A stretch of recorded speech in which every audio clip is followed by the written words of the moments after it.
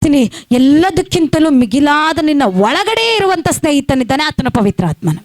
ಅಲ್ಲೂಯ್ಯ, ಆತನ ಪವಿತ್ರಾತ್ಮನು. ನೀನು ದುಃಖವಾದಾಗಲೂ ಆತನ ಮುಂದೆ ಮಾತನಾಡ್ಬೋದು, ಸಂತೋಷವಿದ್ದಾಗಲೂ ಆತನ ಮುಂದೆ ಮಾತನಾಡ್ಬೋದು, ನಿನ್ನ ಭಾವನೆಗಳನ್ನು ಆತನ ಮುಂದೆ ವ್ಯಕ್ತಪಡಿಸ್ಬೋದು, ನಿನ್ನ ಸಂತೋಷದಲ್ಲಿ ನೀನು ನಗಬಹುದು ಆತನ ಮುಂದೆ, ನಿನ್ನ ಅಳುವಿನಲ್ಲಿ ಆಳಬಹುದು ಆತನ ಮುಂದೆ. ಆತನ ಸಾಂತ್ವನ ಕೊಡ್ತಾನೆ, ರಿಪ್ಲೈ ಕೊಡ್ತಾನೆ ಆತನು. ಆಮೇಲೆ ಅಲ್ಲೂಯ್ಯ, ಅಲ್ಲೂಯ್ಯ. ಹೆಂಗ್ರಿ ಸಿಸ್ಟ್ರೆ ಮಾತಾಡೋದು?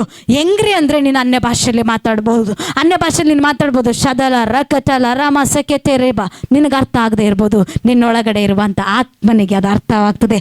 ಯಾಕೆ ಅರ್ಥವಾಗ್ತದೆ ಅಂದರೆ ಅದು ಬೇರೆಯವರ ಭಾಷೆವಲ್ಲ, ನಿನ್ನ ಒಳಗಡೆ ಇರುವ ಆತನ ಭಾಷೆಯಾಗಿದೆ. Hallelujah, hallelujah. ನಿನ್ನ ಒಳಗಡೆ ಇರುವ ಆತನ ಭಾಷೆಯಲ್ಲಿ ನೀನು ಮಾತನಾಡುವಾಗ, ಆತನು ಪ್ರೇರೇಪಿಸುವುದನ್ನು ನೀನು ಮಾತನಾಡುವಾಗ ತಂದೆಯಾದ ದೇವರಿಗೆ ಮಹಿಮೆ ತರ್ತದೆ. ಈಗೋ ಯುದ್ಧಗಳ ಭಾಷೆ ಕೂಡ ಅದು ಆಗಿರ್ತದೆ. ಕೆಲವೊಂದು ಬಾರಿ ನೀನು ಶಬ್ದವಾಗಿ ಮಾತಾಡ್ತೀಯ, ನಿನಗೆ ಅರಿವಿಲ್ಲದೆ ನೀನು ಮಾತಾಡ್ತೀಯ. ರಕಚಲರಮ ಸಕೆತೆ ರೇಬ, ಓ ರಕಚಲರಮ ಸಂದರಮ ಕಥೆ, ಇವನ್ನೆಲ್ಲ ಮಾತಾಡುವಾಗ ಕೆಲವೊಂದು ಯುದ್ಧಗಳು ನಡೀತಾ ಇರ್ತದೆ. ಅಲ್ಲೂಯ್ಯ. ಕೆಲವೊಂದು ಬಾರಿ ಮೌನವಾಗಿ ಮಾತಾಡ್ತೀವಿ. ಸ್ತೋತ್ರ ಶದಲರಬ ರಿಕಂದಲಮ ಸಕೆತೆರೆ ಬಾಬಾ. ಇದು ಒಂದು ಭಾಷೆ ಇದೆ, ಸಾಂತ್ವನ ಹೇಳುವ ಭಾಷೆ ಇದೆ, ಯುದ್ಧ ಮಾಡುವ ಭಾಷೆ ಇದೆ, ಸಂತೈಸುವ ಭಾಷೆ ಇದೆ, ಸಂತೋಷಗೊಳಿಸುವ ಭಾಷೆ ಇದೆ.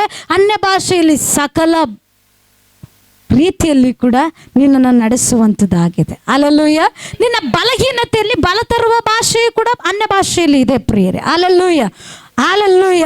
ಅಂದರೆ ಇದನ್ನು ಆರಂಭದಲ್ಲಿ ಹೇಗೆ ಅರ್ಥ ಮಾಡ್ಕೊಳ್ಳೋದು, ಕೆಲವೊಬ್ಬರಿಗೆ ಅರ್ಥ ಆಗೋದಿಲ್ಲ, ಚಿಂತೆ ಮಾಡಬೇಡ್ರಿ. ಆದರೆ ನೀವು ಆತ್ಮನಿಗೆ ಒಪ್ಪಿಸಿಕೊಟ್ಟು ನೀವು ಮಾತಾಡ್ತಾ ಇರ್ರಿ. ಓ ದೇವರಾತ್ಮನೆ ಶಕತಲರಮ ಸೆಕೆಟೆ ರಕಟೋ ಅಲ್ಲೆಲೂಯ ರಿಬಾಬಾ ಶದಲರಬಾ ಬಾಬಾ.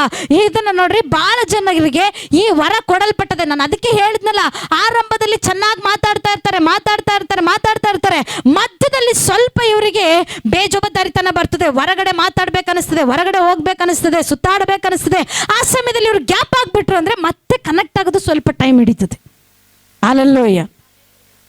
ಆಗಿದೆಯಾ? ಯಾರಿಗಾದ್ರೂ ಅನುಭವ ಆಗಿದೆಯಾ ಅಂದರೆ ಸ್ವಲ್ಪ ನಮ್ಮ ಆ ಒಂದು ಅನ್ಯೋನ್ಯತೆ ಗ್ಯಾಪ್ ಆಯ್ತು ಅಂದ್ಕೊಳ್ರಿ, ಮತ್ತೆ ನಾವು ಆ ಅನ್ಯೋನ್ಯತೆಗೆ ಬರಲಿಕ್ಕೆ ಟೈಮ್ ತಗೊಳ್ತದೆ.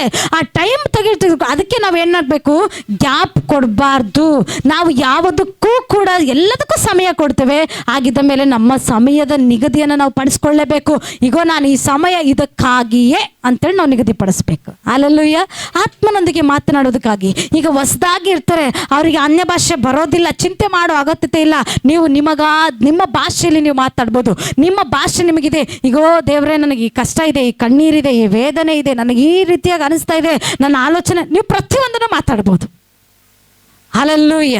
ಪವಿತ್ರಾತ್ಮನ ಸಂಗಡ ನೀವು ಪ್ರತಿಯೊಂದು ವಿಷಯ ಮಾತಾಡ್ಬೋದು. ದೇವರೇ, ಈಗ ನಿನಗೆ ದುಃಖ ಆಗ್ತಾ ಇದೆಯಾ? ನೀನು ಹೇಳ್ಬೋದು ಪವಿತ್ರಾತ್ಮನ ನನಗೆ ದುಃಖ ಆಗ್ತಾ ಇದೆ, ನನಗೆ ಅಳಬೇಕನ್ನಿಸ್ತಾ ಇದೆ, ನನಗೆ ಏನು ಮಾಡಬೇಕೋ ಗೊತ್ತಾಗ್ತಾ ಇಲ್ಲ, ಮಾತಾಡ್ಬೋದು. ಹಲ್ಲೆಲೂಯ್ಯ. ನಿಮ್ಮ ಸಂತೋಷವಾಗ್ತಾ ಇದೆಯಾ?